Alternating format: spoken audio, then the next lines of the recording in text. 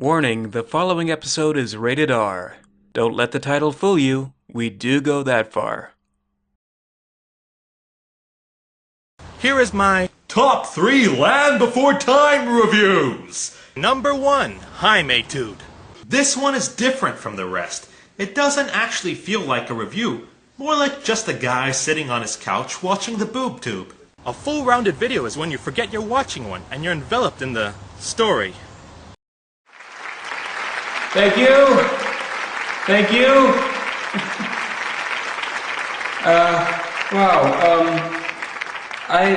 I just wanted to say what an honor it is to be bestowed with this award. You're more likely in one lifetime to get an Oscar or an Emmy or even a Golden Globe.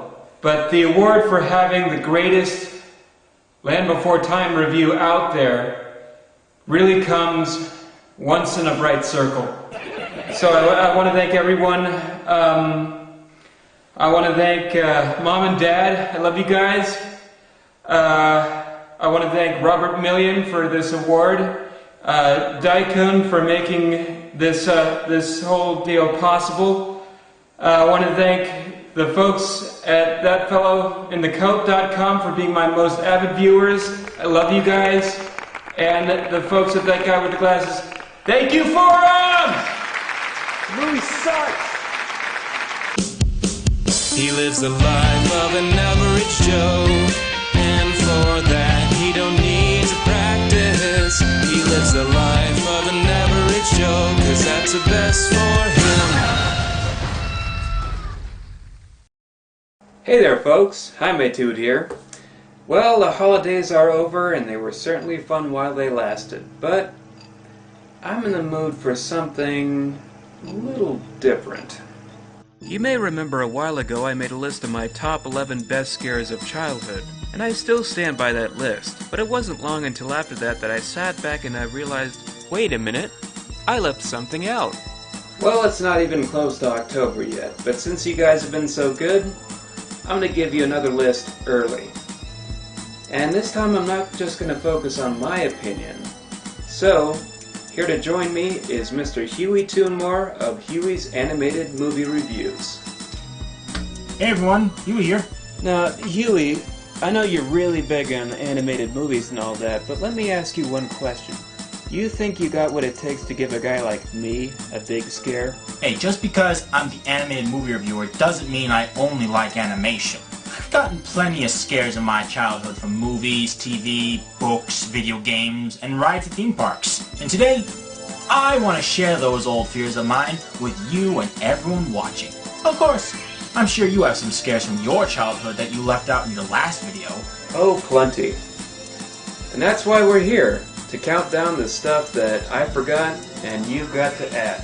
Books, movies, games, we're going all out for this one, folks. Only this time, since we're including video games, I figured there's no better location to do this than in front of my trusty computer.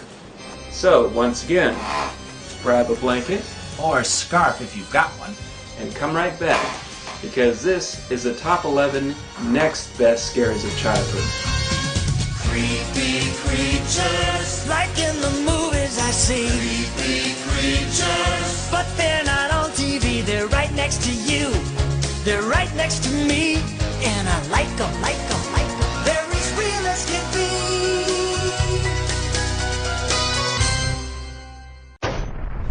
Number 11. I am your host, your ghost host. Here's an entry you probably never suspected. The Haunted Mansion ride from Disneyland. Starting in 1969, the Disney Imagineers were originally assigned to create a New Orleans-esque square in the Disneyland theme park. But after Walt Disney's visit to a mysterious mansion in San Jose, everything changed. After many years of operation, the Haunted Mansion has built itself a reputation by frightening and entertaining guests with its haunting visuals and grim sense of humor. I remember going on this ride when I was about 8 years old, and I swear to this day... Is this haunted room actually stretching, or is it your imagination? that first room was stretching. What about you, Huey? When was the first time you went on this ride? I've never been on the ride. No? Nope. But I have seen videos of the ride on YouTube and in the Disneyland Sing-Along VHS. Oh yeah, speaking of sing-along, who could forget that catchy theme song, Grim Grinning Ghosts? When the crypt doors creak and the tombstones quake, Spooks come out for a swing and wake. happy haunts materialize. That, combined with Phil Ravenscroft, aka Tony the Tiger's spooky singing voice, ensures any rider a captivating experience. Okay, let's talk about the many features the ride has to offer. As I mentioned, the first room you go into seems to stretch upward, revealing portraits of people doing various things that would lead to their eventual death. Next up are the ghostly paintings that seem harmless at first, but then turn into something horrible, like a man turning into a skeleton, a ship turning into a shipwreck, and a woman on the couch turning into a cat girl? What is she, a furry? Wouldn't surprise me. I've had that suspicion about half their animators. Next, you're on a go-kart, watching a fortune teller's head in a crystal ball, which I swear still looks real. And to think that's Eleanor Audley's head they originally used. You know, Cinderella's evil stepmother and Maleficent from Sleeping Beauty. She must have had a dark side to her. Then there's the living room with dancing ghosts, hitchhiking ghosts, singing headstones, and even more changing pictures. And all the while I'm thinking about just how they did all this. At least, that's what I'm thinking now. Back then I was sitting back in silent terror at it all. We could go on with a long list of great things about this ride, but why spoil the fun? The Haunted Mansion is an experience one should experience for themselves. How scary is it? About as scary as Marilyn Manson doing a Christmas album. That would be awkward. Number 10. Beware the Jabberwock, my son, the jaws that bite, and the claws that catch. At number 10 we have the Jabberwocky from Irwin Allen Productions' 1985 adaptation of Alice in Wonderland. This adaptation of Lewis Carroll's classic story may not be familiar to all of you, especially those of you who are more familiar with Disney's version. Not that one! Yeah, that's more like it. Anyway, this version I think is a bit better because it sticks closer to the original source material. Yeah, the costumes and sets do look a little silly and cheap, but this version makes up for it with its writing, music, and of course, its guest stars. We're not kidding about the guest stars either. They got Sammy Davis Jr., Carol Channing, Ringo Starr, Jonathan Winters, Beau Bridges, Lloyd Bridges, Kojak, Mr. Miyagi. But the biggest moment for me was the one scene that I never got to finish when I was a kid.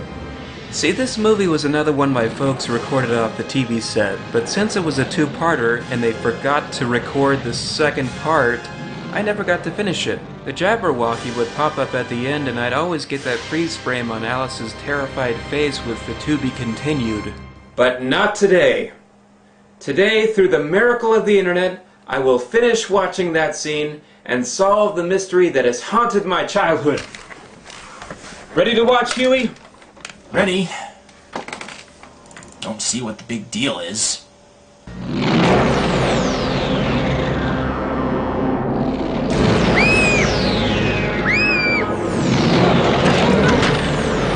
Please don't hurt me. Please.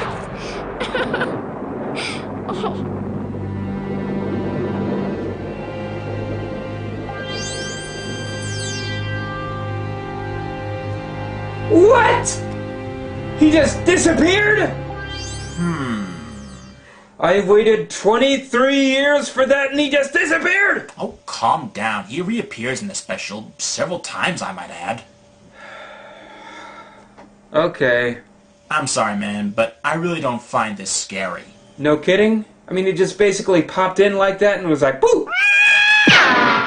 It's not that. The atmosphere of the scene is indeed creepy, with a darkened room, lights flashing, and thunder crashing, along with some eerie music in the background. But the thing that I find a problem with it is the Jabberwocky costume. Yeah, it's disappointing to any adult watching this, but remember, I was 3.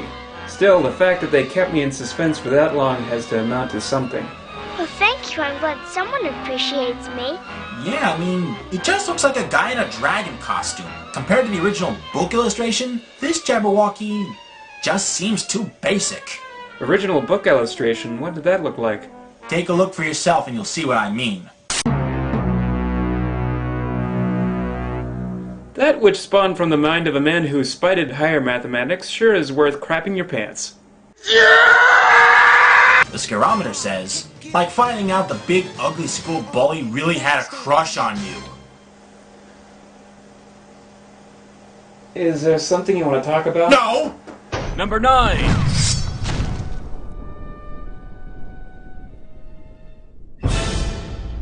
Ooh, now we're getting into the good stuff. At number 9, it's the Firebird suite from Fantasia 2000. I remember seeing this one in IMAX, and boy was that an experience. Those ginormous screens with their 10,000 gigawatt sound system just gave me a screaming headache, so as soon as the Firebird came on...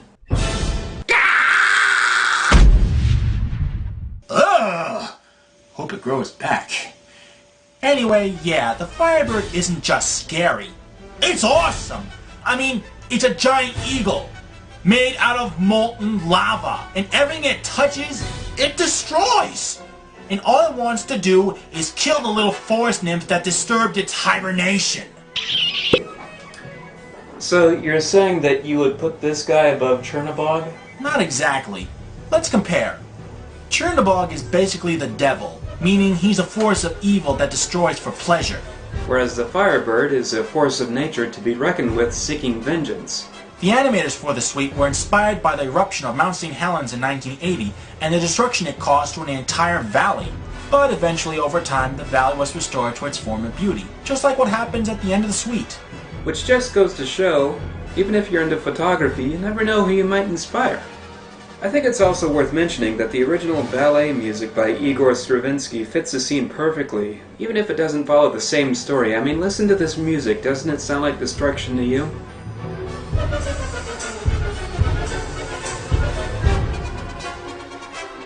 Well, yeah, I mean, it's the same guy who wrote The Rite of Spring used in the original Fantasia. You know, the segment with the volcanoes and the dinosaurs.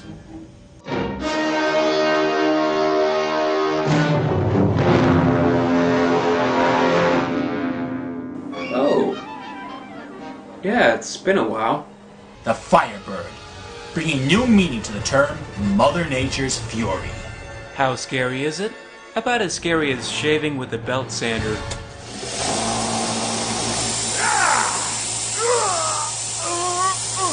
Number 8.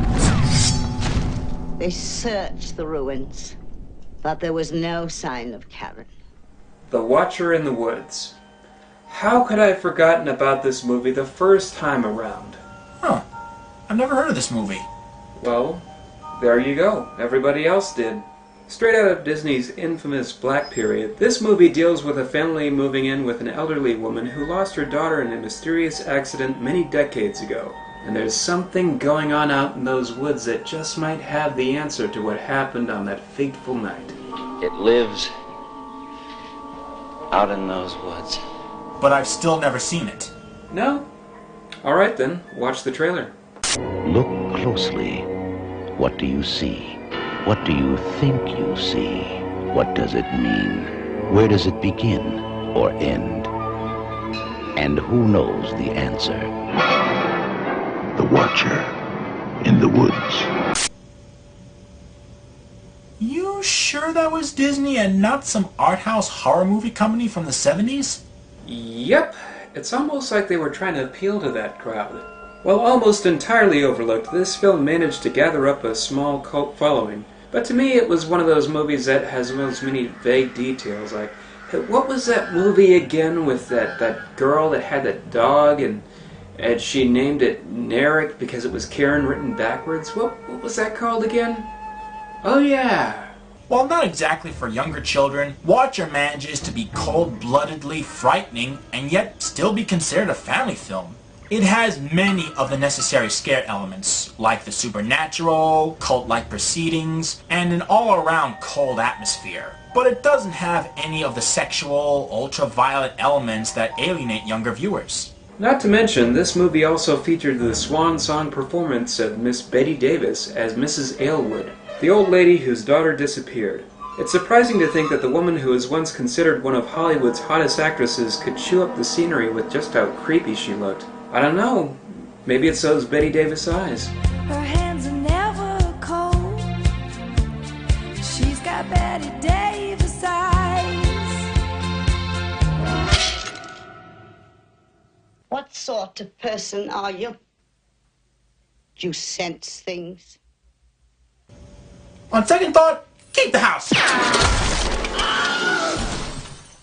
All things considered, I can see why this movie didn't do so well. Most kids' movies that get remembered usually have a sense of humor to them, even if they're serious. This film is just plain dead serious. But it doesn't make it a bad movie, just one that deviates from the norm. Oh, totally. You can add this movie to the list of things underrated. But what I find interesting is, this is one of the serious horror movies that doesn't have a single death in it. Not a one. That's a sign of an accomplishment right there. You don't need death to bring on the scares. The Watcher in the Woods. Watch it before it watches you. How scary is it? About as scary as Joe Biden at happy hour. The Villagers. Number 7. You can never come back. You can never come back. Holy hell, literally. Number 8 is Charlie's Nightmare from All Dogs Go to Heaven. Ah, Don Bluth. Who could forget the guy? An animator that defected from Disney, started his own animation studio, and made classic animated films during the 1980s that were charming, comical, and traumatizing. My favorite being The Land Before Time. Ditto on that.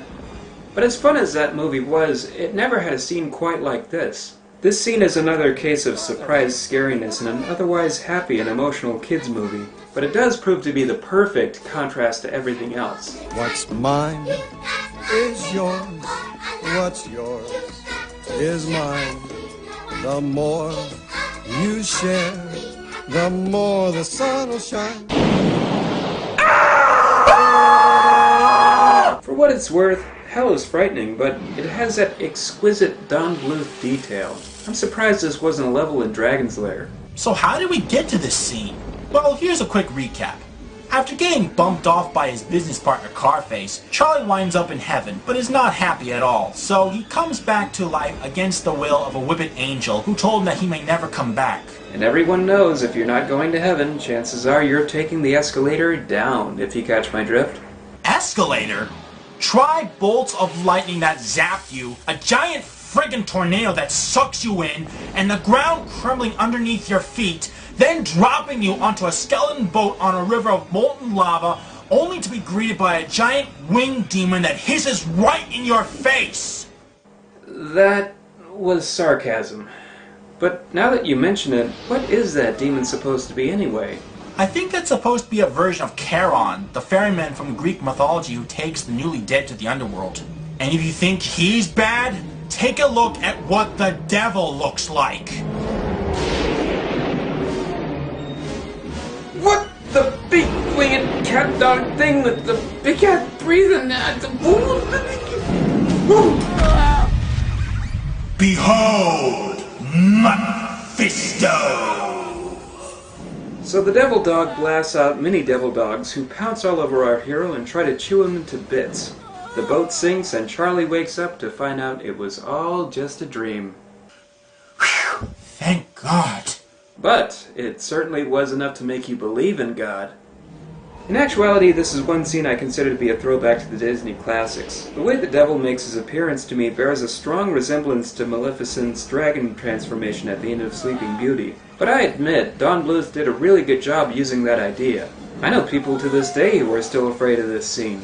It just amazes me to know that this had to be trimmed down to secure a G rating, because I can't picture anything worse happening.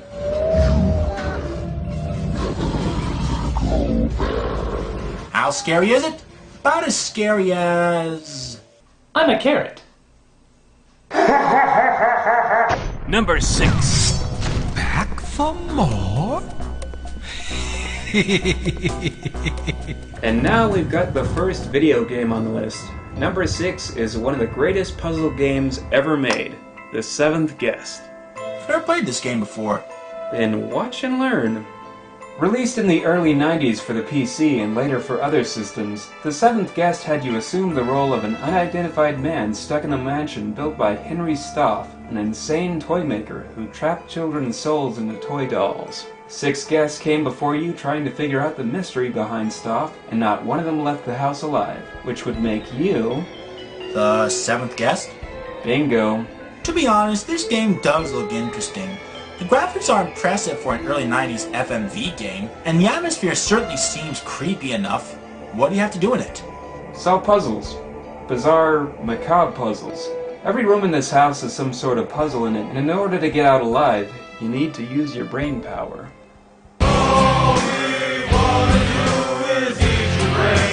So, you're never actually in any mortal danger? No, but it employs every scare tactic it can throw at you. Jump scares, spooky situations, ghastly cutscenes telling you what happened to everyone else in the house, and some stuff that's just too creepy for an explanation. Like this.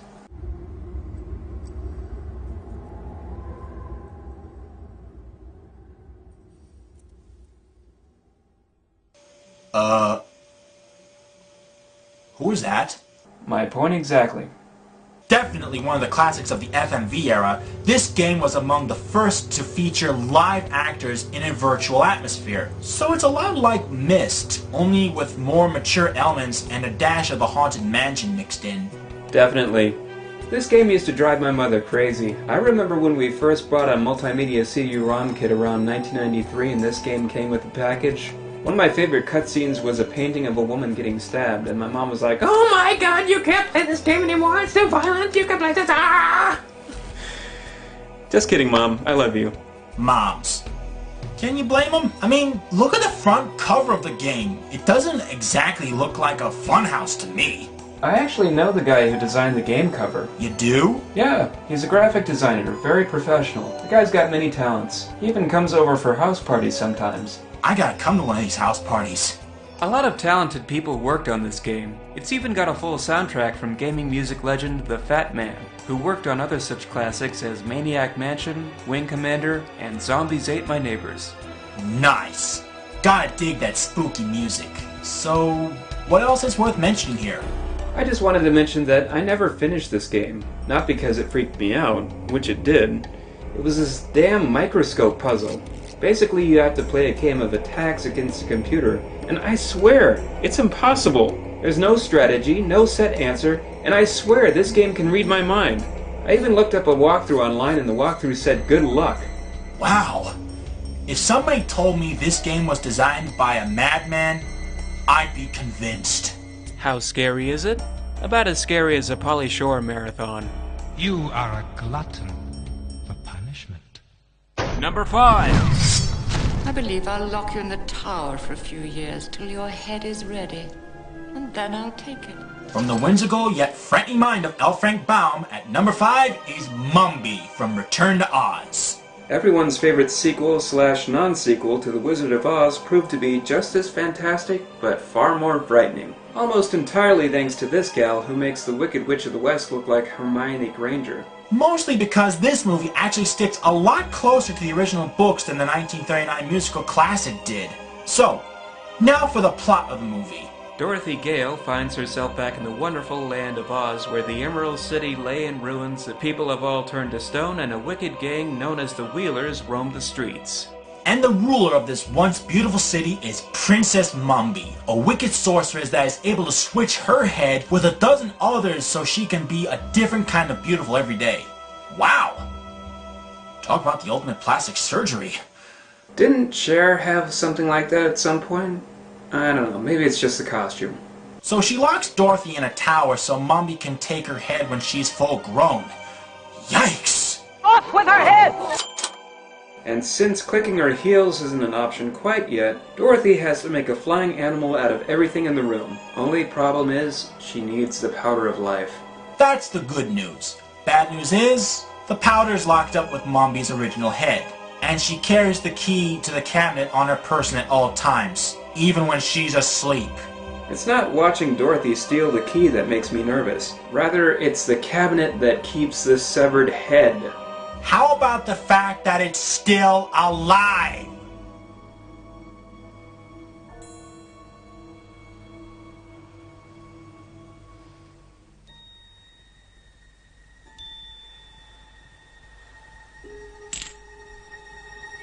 Dorothy,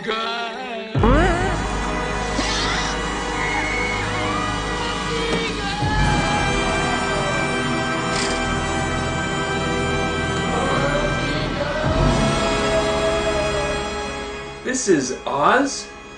This is some serious exorcist shit going on here. Ever read the original books? It's been a while. Pick one up.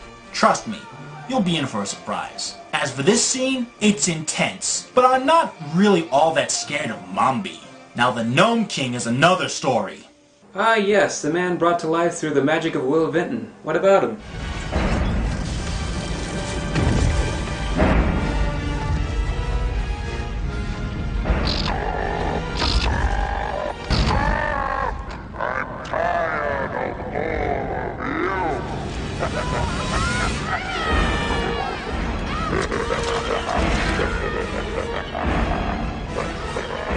Okay, I'm convinced. But I have one question. Does he like his eggs poached or sunny side up?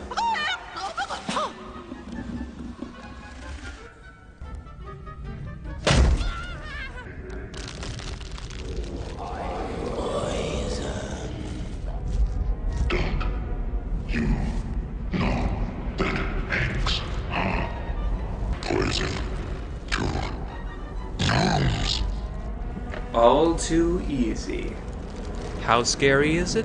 Like taking a hot wax to a bad chafing. Number 4! You will beware. You're in for a scare. The book series that frightened parents everywhere more than the kids it was aimed at. Number 4 is Goosebumps. Before we were old enough to be exposed to the works of Stephen King, we were exposed to the works of R.L. Stine. Precisely. Stine was king when it came to all things monstrous, whether it was funny, frightening, or even cliched. While I can't say I was ever mortified by these books, I wasn't always in it for the freak factor. I was just in it for the fun mostly. What frightened me about the books was not only the content, but the eerie cover art for each one. I mean, look at some of these. There's one with a demonic rabbit jumping out of a hat, one with a girl having a chicken's body, and one with a giant hammerhead shark underneath a swimming kid about to eat him. In the words of Ray William Johnson, Jesus! Oh man, these covers were the bomb. If you were caught on the playground with one of these on the side of your backpack, you were instantly cool. There's still a line of these at my local library. I could stare at these all day.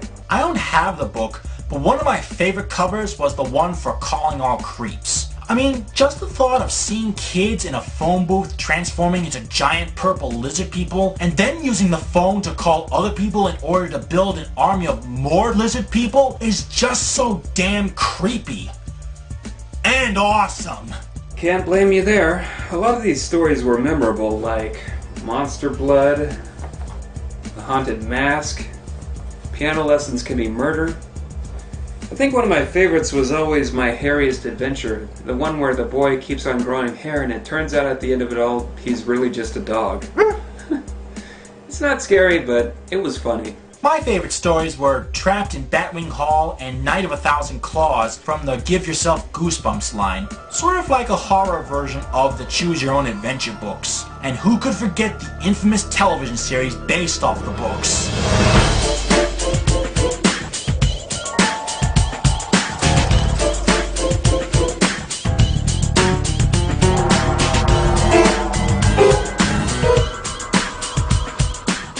Although the series itself was mediocre, with bad special effects, bad acting, and a lot of stuff from the books either changed or cut out entirely. Yeah, remember back in the day when they thought it was a good idea to adapt the TV show episodes back into book form? That went about as well as you'd expect. I prefer the original Goosebumps any day, but in the 90s, Goosebumps was at the top of its game. There were spin-offs, video games, board games, toys. There's even a Goosebumps movie currently in production, so it's still going on today. Yeah, especially with that Goosebumps Horrorland series. I haven't read it, so I can't compare it with the classics, but all we need to remember is that we were there when it all started. Here's a random fact. Did you know that R.L. Stine also wrote for the classic Nick Jr. show, Eureka's Castle? What? Eureka's Castle! Yes, you! Gee, me! Quite a contrast, eh? Quite! He was the head writer, but that just shows the range of a good author. From a kid's show to teen horror novels and preteen horror novels. But I think he'll always be remembered for Goosebumps. Readers beware. You're in for a scare. How scary is it? About as scary as... Number 3.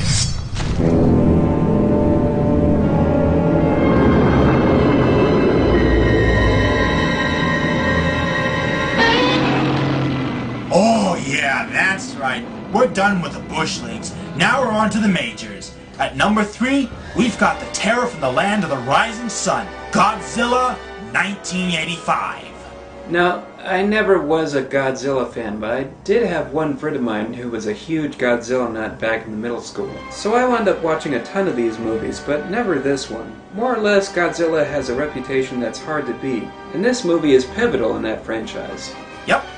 It's the Dark Knight Returns of the series. What? Dark Knight Return? What are you talking about? Allow me to explain. You see, when Godzilla first appeared in 1954, he was a villain, and that's how he was for the next 3 movies. However, later on, his role shifted from destroyer of cities into a kid-friendly superhero, and that's how it was for the next decade. Now let's take a look at a character with a similar history, Batman. Ah, I see where you're going with this. Continue. When he first appeared in 1939, Batman was a vigilante. But then later on, Batman was made more kid-friendly by making him wear brighter colors, giving him a sidekick, and writing outrageous stories for him. The 1960s Batman TV series with Adam West gave the character more comical touches, and that's how he was perceived in the public's eye for the next 2 decades. But then, in 1986, writer and artist Frank Miller released The Dark Knight Returns, a 4-issue limited series that returned Batman to his darker roots of the late 1930s. And since then, Batman has remained the dark and brooding crusader he is today. So what you're saying is, Godzilla 1985 is essentially his return to form. Exactly. I see. Learn something new every day. And now, funny enough, since I'm the guy who got scared by the Jabberwocky, but I didn't find this frightening because I watched it as an adult, I gotta ask, what do you find scary about this? Well, a lot of things. The atmosphere is dark and foreboding, especially during the scenes at night. The music is surprisingly haunting and can definitely send chills down a person's spine. But the thing that really makes this movie scary are the monsters. Well, obviously, you don't... Wait, monsters? Plural? Mm-hmm. What other monsters in this movie? Oh, Shakaras. What's a Shakirus? That!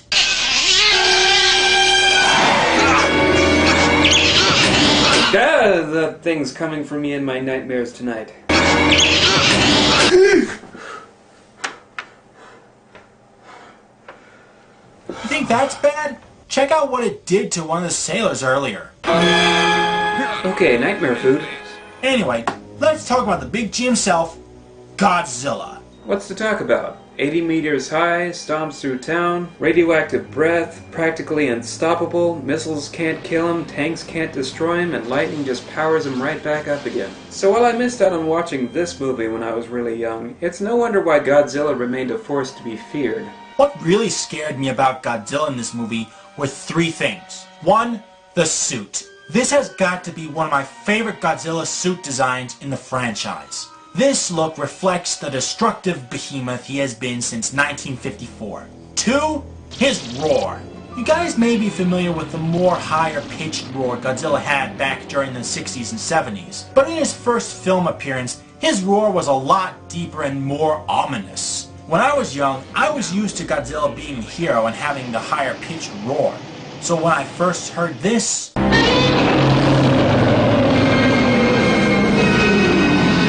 well, Here's a recreation of what happened. Oh, Godzilla's gonna get me, Mommy! I love the sultry sound of nostalgic terror. And third, the film crew actually built a 20-foot tall animatronic replica of Godzilla for close-up shots of his face. These close-up shots of the Cybot may look a little jerky and out of date by today's standards, but it scared the ever-loving crap out of me as a kid. What makes this film work for me is beyond the characters playing out typical story ideas. Of course tanks aren't gonna work against Godzilla. He's freaking Godzilla! But aside from that, Godzilla is the perfect representation of mankind's destructiveness, and its purpose, once again, is to make mankind come to terms with their actions. I didn't drop the bomb! I'm innocent! Help! Godzilla, 1985. Just the facelift the Big G needed. How scary is it? About as scary as the sound of a leather glove being rubbed across a double bass. Bet you didn't know that, did you? Number 2. There is a creature alive today who has survived millions of years of evolution. It lives to kill. Taking a bite out of number 2 is Jaws. Now, this movie is about as far from a family film as you can possibly get, but it's in the same category as Night of the Living Dead. It's that one movie that your sick relatives like to show you as a little kid, and it scarred you for life. I should know. My dad showed it to me when I was like 3 years old.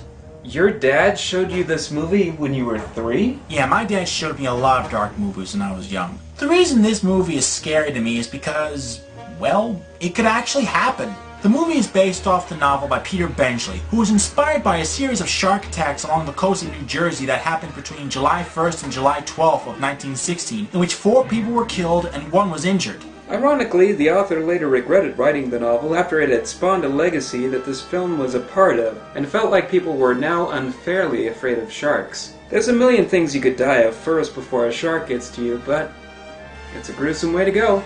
On to the plot of the movie. Jaime? Sure enough. When you break it down, it's your basic monster movie plot. First 5 minutes, someone dies, monsters are reported, hero is asked to deny any knowledge of the incident. Seriously, when are people gonna realize that's a bad idea in these movies? They don't care. All they see is dollar signs. A lot of things make this movie scary. One of them is the fact that you don't even see the shark until the middle of the film. All you see before then is either a fin, a brief glimpse of the head, or someone being violently dragged under the water. But you do get to see stuff like this.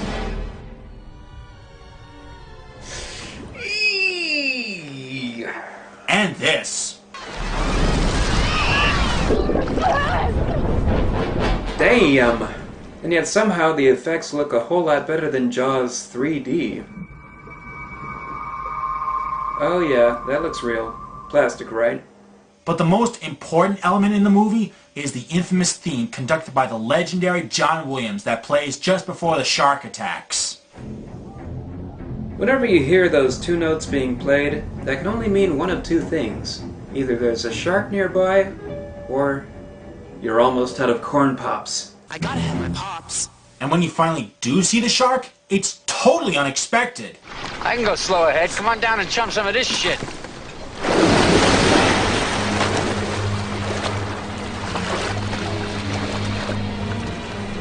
You're gonna need a bigger boat.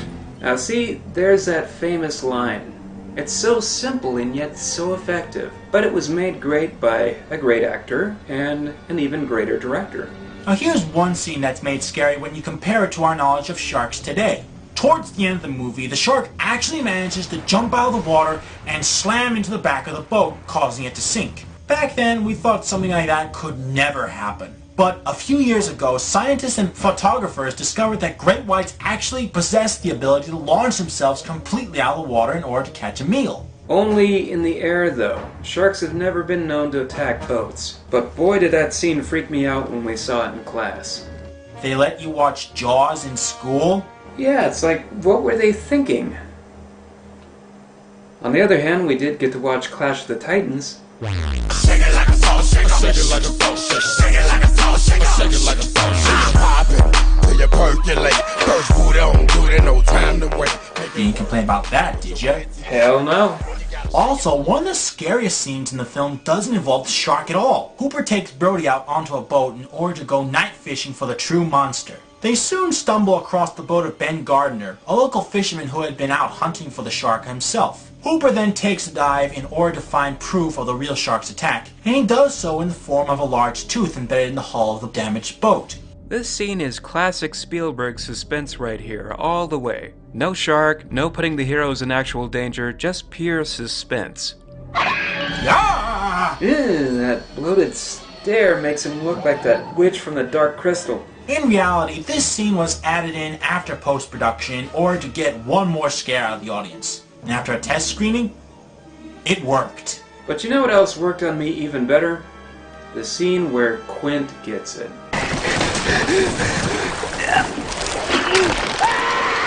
Boy, do I remember this scene when I saw it in class. Look at all that blood. I was mortified.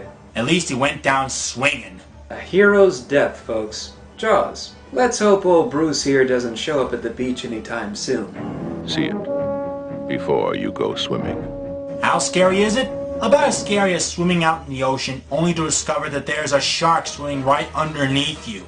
So now that we've reached the top of the list, you're probably wondering what could possibly be the #1 next best scare. Well, just like last time, the answer might surprise you. But now, it's time for the old recap. Number 11, the Haunted Mansion Ride. Number 10, Beware the Jabberwock. Number 9, the Firebird. Number 8, The Watcher in the Woods. Number 7, Demon Dogs from Hell. Number 6, Gamer's Insanity. Number 5, Dorothy Gale. Number 4, I Got Me Some Goosebumps. Number 3, Godzilla Gets His Balls Back. Number 2, We're Gonna Need a Bigger Boat. And the #1 next best scare is... Number 1! Stop. Stay out of the light.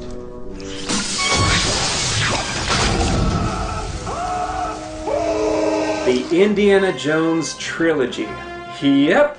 Once again, the best scare is not necessarily the scariest. But admit it, not only did you guys love these movies when you were a kid, but they had some scenes that would scare you half to death. And there's plenty of scary moments from this classic trilogy. Trust us. Everyone knows these movies to be a classic adventure series, but no matter what movie in the series you're watching, there's gonna be an epic scare moment.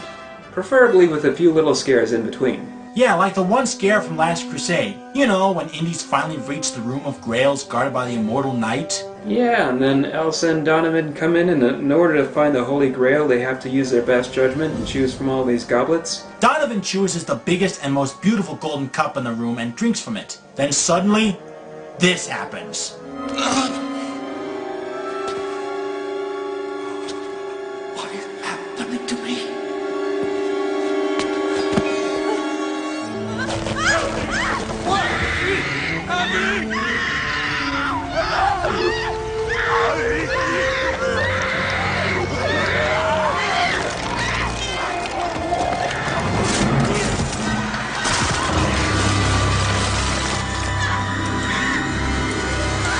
You chose poorly. Wow. Nazis don't have good judgment. Who knew? What's amazing about this is that this is actually a sped up image of a replica of the actor covered in plastic with hot air being blown onto it, giving off the effect of decay. And in this day and age of computer graphics, that still looks real. Ugh. Unfortunately, that's the only thing in the movie that's considered scary.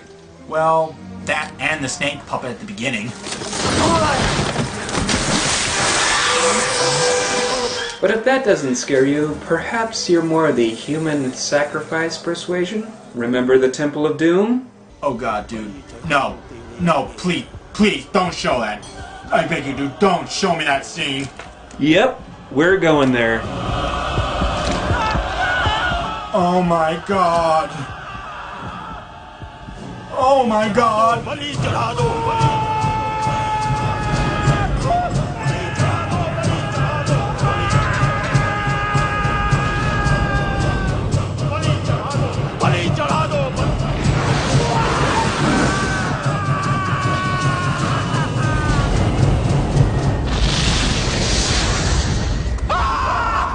You're for that.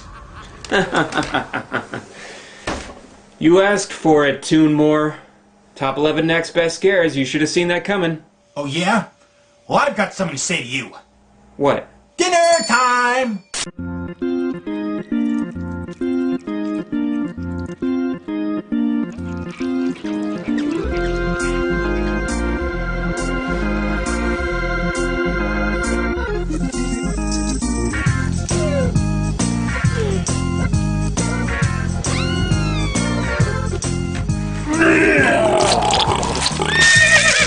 Revenge is mine! I gotta watch my Clydesdale intake. Seriously, this movie is dark. I mean, really, really dark. But it doesn't really have that many scares. Yeah, it has them, but most of it is just chills. Like all the bugs in the movie. Ugh. But it's not enough to erase the memory of the first movie. See, through a highly complicated voting system that would be too technical to explain, we've discovered that the first film wins out. And since this is the last item on our list, there's a lot of scares to cover, and you guys are gonna suffer through them one by one with us. For starters, you all remember that awesome opening scene, right? Indy leads a troop of guys into a cave looking for a lost idol, they get covered in spiders, and Pepito shouldn't have stepped into the light trap. And who could forget the infamous snake pit? Snakes. Why did it have to be snakes? I know some folks who wish they could. And if you thought mummies were scary before... Indy! Yikes! Mummy's alive! What was that screaming? Did the sound engineers just stick that in there as a joke? Knowing Spielberg, I wouldn't doubt that. And the funny thing is, Indy just pulls her out of there like it was nothing. What the hell, dude? Didn't you hear her screaming in terror? Oh, he sees that sort of thing on a daily basis. Come on, he's Indy. But I have to admit, my personal favorite scare in the whole series is yet to come. Unleashing the fury of the Almighty on the third round. Those of you at home may want to shut your eyes. This scene has been known to cause exploding heart attacks, melting faces, and spontaneous combustion.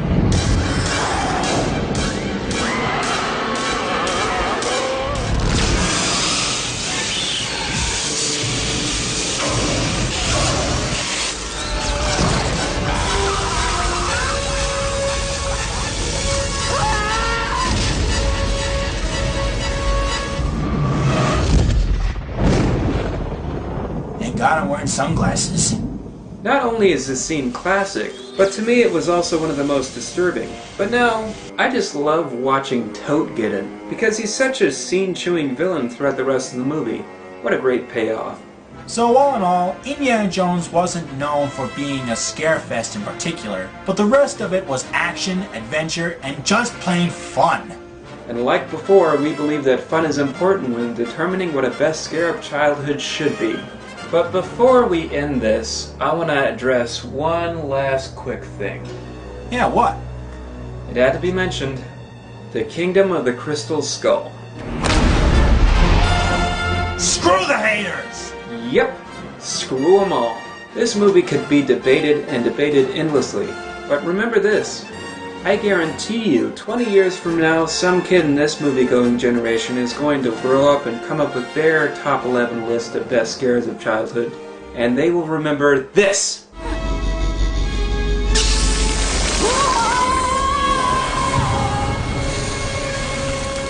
And this!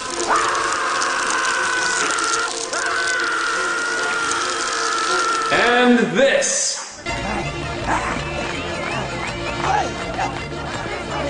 Nah, Indiana Jones. He'll whip your ass, scare your kids, and make you love him for it. How scary is it? Like lightning. Dangerous, yet beautiful in its own special way. And those are our picks of the top 11 next best scares of childhood. We hope you enjoyed this little exposé into the realm of good times and childhood terrors. And thank you, Huey, for joining me on this occasion. No problem, dude. I had a real blast. But I must get back to reviewing animation. And I got a date with a princess and a frog. So until next time, see you at the movies, and ciao for now.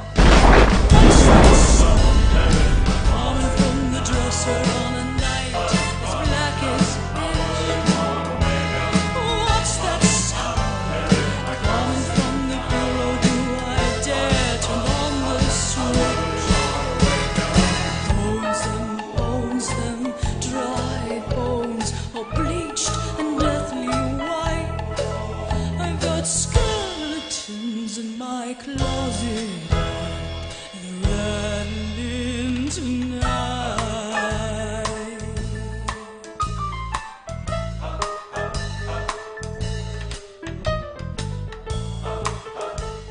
Behold, Mephisto! God, the thing's coming for me in my nightmares tonight.